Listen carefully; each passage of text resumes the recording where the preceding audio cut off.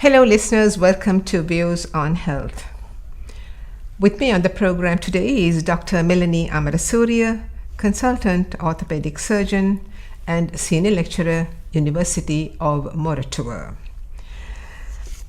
Dr. Melanie Amarasooriya is going to speak today on the program focusing on joint replacement.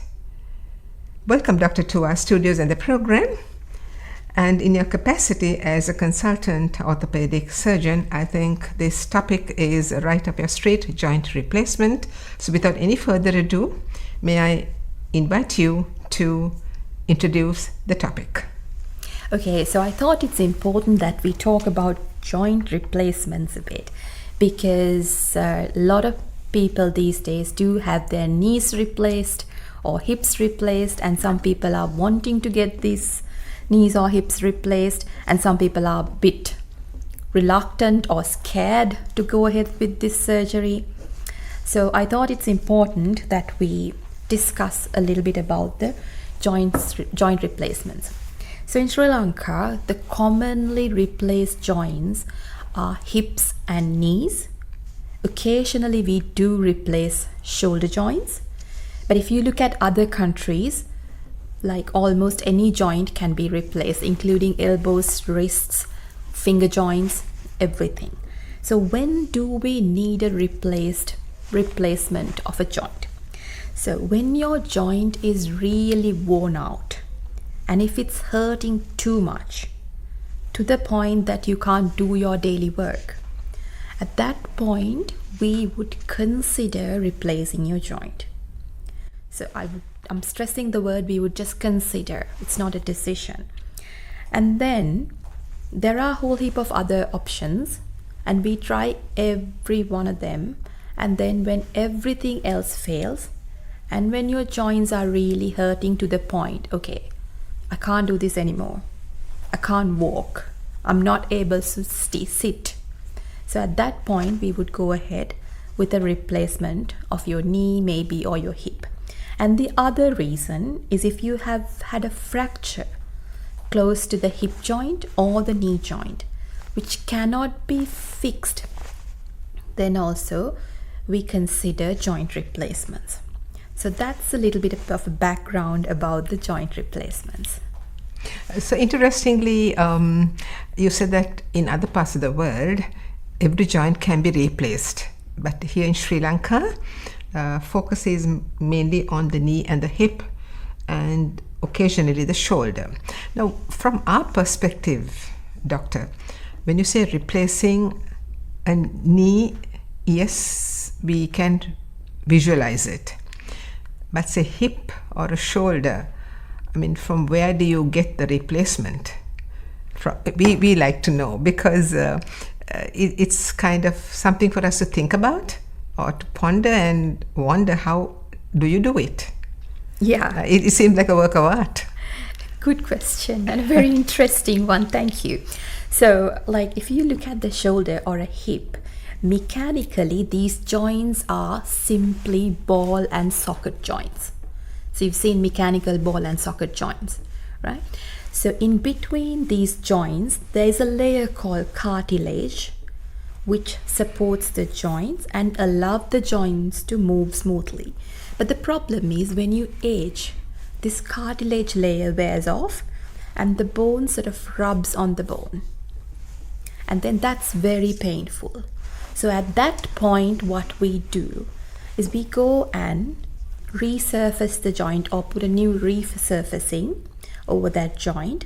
It can be metal, like on both sides, or it can be polyethylene, like plastic, and metal on one side. So those are the substances. This is totally artificial, sterile, biocompatible, meaning you don't react to it. So the medicine is so advanced, they have materials that don't react with your body. You don't get allergic reaction, and they don't, or the wear rates are very low. So if we put a hip replacement or a knee replacement, they last for a long time. And basically what we do is we sort of remove the diseased bone surface that you have, and then use a metal resurfacing or a plastic resurfacing on one side. So that's all about a joint replacement. Unfortunately, this involves a bit of a cut, like not as large as you think. For example, hip replacements can be done with a minimal incision now, like a small incision. And then the moment that joint is in place, next day you're allowed to walk and get back with your activities. So in other words, this cartilage is replaced with something artificial, but it is compatible to one's system. Correct. So actually the bone itself is being replaced. When you take the ball and socket, the entire ball is replaced with a metal ball. The socket is replaced, it's similar to a coconut shell, I would say. So it's replaced with a cup, which is either metal or plasticky. So it's fixed into the place where originally there was a ball and a socket. Correct. It's fixed, very well fixed, so that it doesn't move. So we use glue-like substance, which we call bone cement. You've seen tile grout, right? Something like that. So we use this bone cement so that the artificial joint is fixed onto your bone. It doesn't move. And with time also your bone sort of grows onto the material of the new hip, and the whole system is stable now, and then it doesn't really move, and it's like your normal hip or the knee. It integrates. Yes. Yeah, the word is actually integration, biointegration. So this is amazing because we have heard so much about replacement of these joints, but that it's done in this manner and is just something that fits into what was originally there. So what happens to the damaged ball and socket? Yes, so during surgery we remove it, and it goes into as a biological waste. So it's no longer in your body. And also, doctor, is this one size fits all? No, again, very good question. So one size doesn't fit all. So we have a sizing system. We look at your hip or the knee, and we look at the resected surface, and we do a thing called sizing. We match the size to a very close millimeters, and then put the correct size and make sure that it's stable within your body. So there are multiple steps involved to get it right. So number one is sizing. So on the X-ray, before surgery itself, we predict or template and predict, okay, this patient is going to be this size of a knee or a hip. And then during surgery, we again double check. Looking at the resected surfaces, we take the measurements and we replace. And after replacing also, before we close your skin, we assess, is this joint stable? Is the legs are of equal length? So we check all the parameters before we close as well. So it's like at every step that's being double checked to get as natural as a knee or a hip to the patient. Thank you. So that's very, very comforting to know from a lay perspective that so much of attention is paid or detailed to attention so that the success of the surgery is guaranteed, if I may put it that way, where you said even the legs are of equal length. So to that extent, you meticulously perform the surgery to ensure that the patient thereafter will not have any drawback. Am I right there, doctor? Yes, correct. So like any surgery, any surgery can have complications. So we try to minimize those by paying attention to detail. So common complications, on the same note, common complications of this surgery is there can be infections, but I wouldn't say infections are common. So like if we do 100, 200 knees, an infected one would happen maybe less than one out of those. Okay, so the infections are uncommon. And after some time, however meticulously we perform surgeries,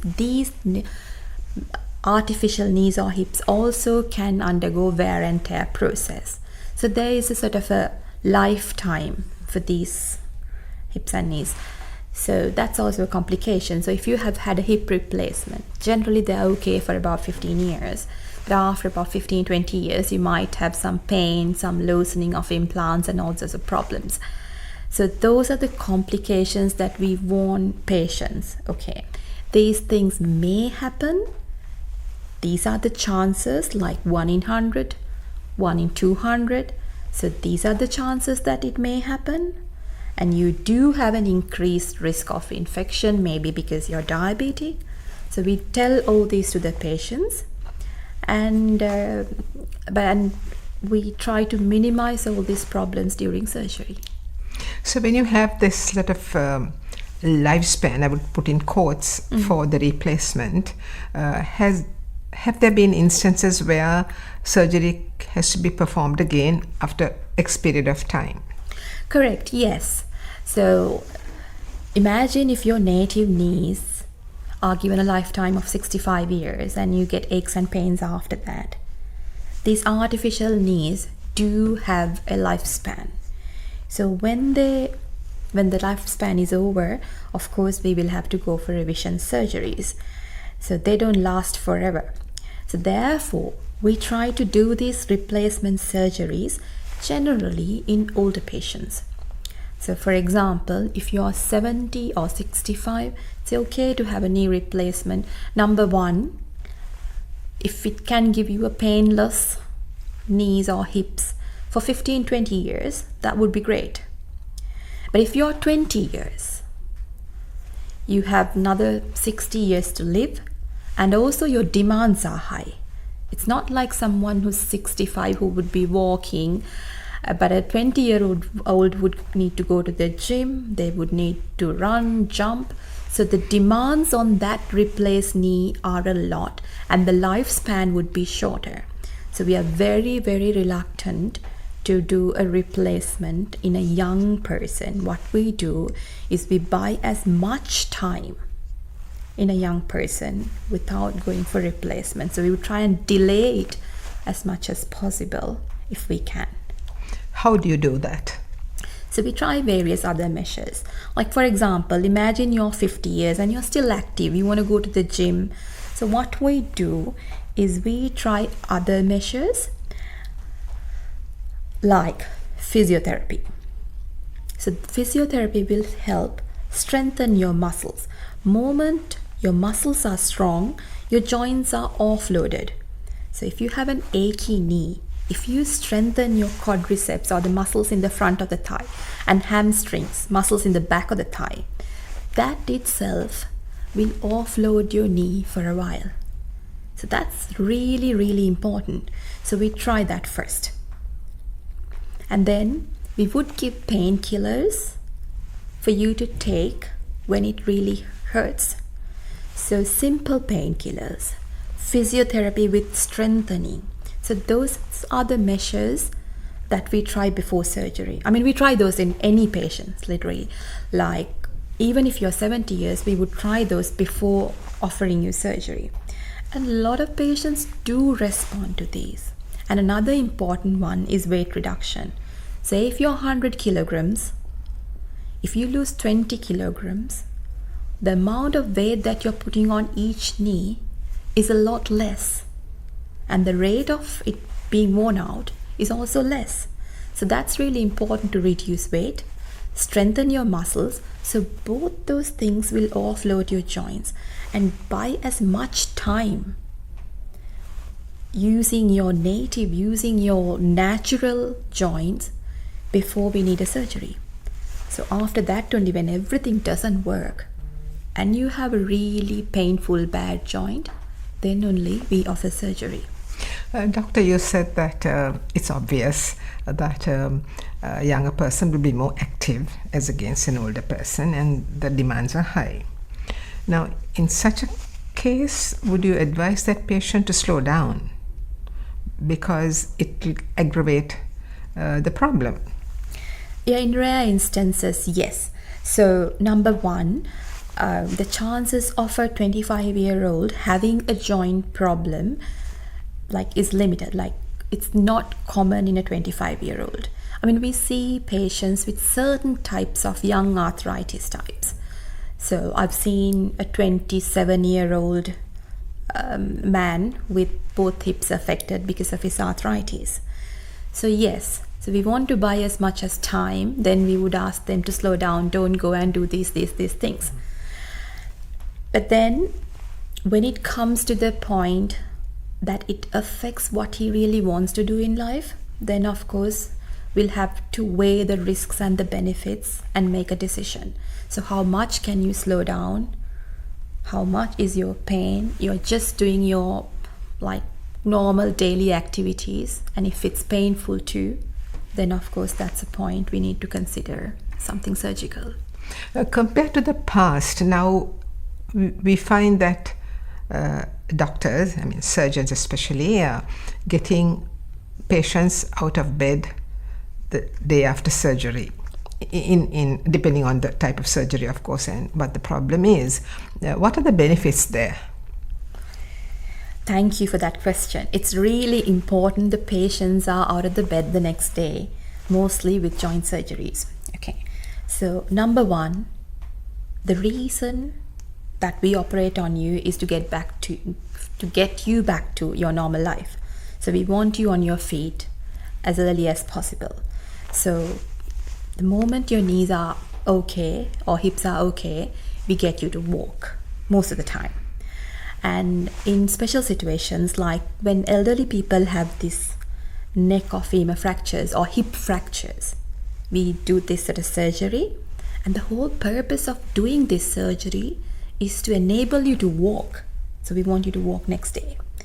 The benefits, I would say, if you're in bed, your chances of getting a urine infection is more because you can't really empty the bladder that way you should. And you can't really cough out phlegm, so you can get pneumonias. The moment you're in bed for a day or two or more than that, your muscles shrink and your muscles become weaker. So we want that muscles working. And if you're in one position for a long time, there's pressure on your skin.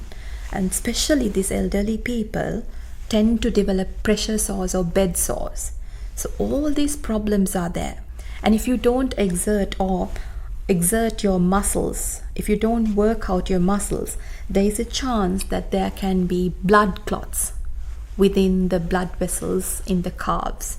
So all those problems are related to a person being in one place or in bed for a long time.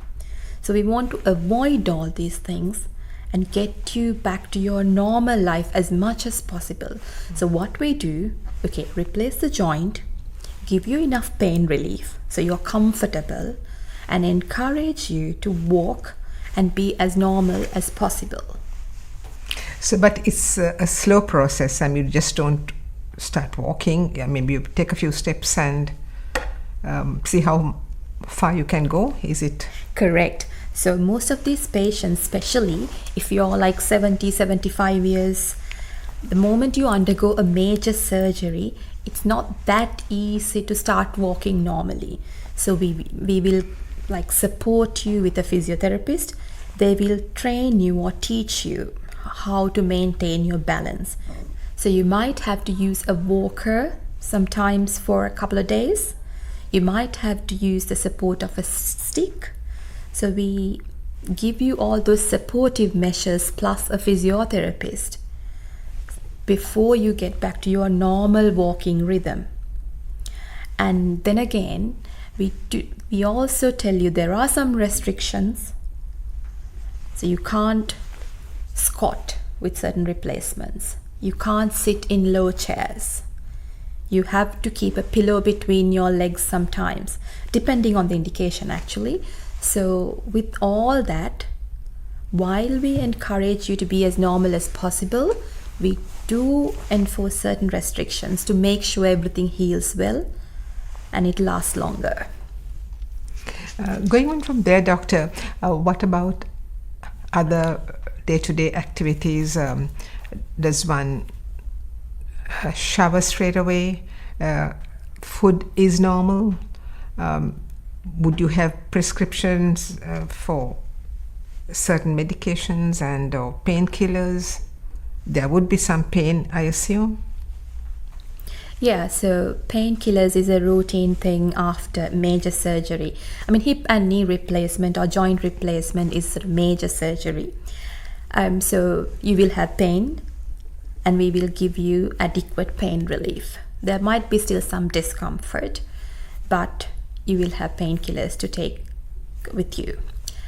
And food is normal. So when you recover from anesthesia, if you are not nauseous or vomiting, we would encourage you to eat and drink as normal as possible. So drink a lot of water, take a normal healthy diet. So those are important. And then if you need to go to the toilet as usual, yes, do that. And other than that, you can take a shower without wetting the dressing. So wet dressings are really bad. Most of the time we do use a waterproof dressing on those hips and knees, but then we don't want to risk it. We don't want any water seeping through the dressing. So make sure that dressing remains dry. Other than that, your personal hygiene, your health, your food can go back to normal life with regard to all those aspects. How about post-surgery checkups? Yes, so that's the other important thing. If you undergo a joint replacement, we usually get you down in about a week or two, between 7 to 14 days. Your orthopedic surgeon or your doctor will see you. And what we would normally check is your wound healing well? Is there any concerns about the wound? And are you walking normally? If it's a knee replacement, are you bending the knee enough? Is it getting stiff? Because if we detect all those things early, we can address them as early as possible. How would you assess that it's going smoothly? So pain is a good indication. So generally after a few days, your pain lessens. So after a few days from surgery, you are generally comfortable. And then we would look at your wound. Is it red or is it discharging? And generally the wounds dry after about a few days. So those are the things that we would look at. At the same time, we would look at the way you walk. So, and your knee bending and hip bending. So we would assess the movements. How smooth are they? Is there a block? Like, are you not bending normally? So then if we detect any problems, yes, we might tell your physio, okay, this patient is not bending the knee well, which he or she needs a little bit more support. So then we can address those aspects early. Just a final question. How would you treat any sort of, I would call it a complication, not complication as in a complication, but say an inflammation or some sort of redness, as you said. You said you will, of course, ask the physiotherapist to assist the patient, but anything else that could be done to alleviate that condition? Yeah, complications with regard to like joint replacements is very uncommon. Infections is like really uncommon. So I wouldn't scare the patients about, infected wounds and discharging wounds because it's really uncommon.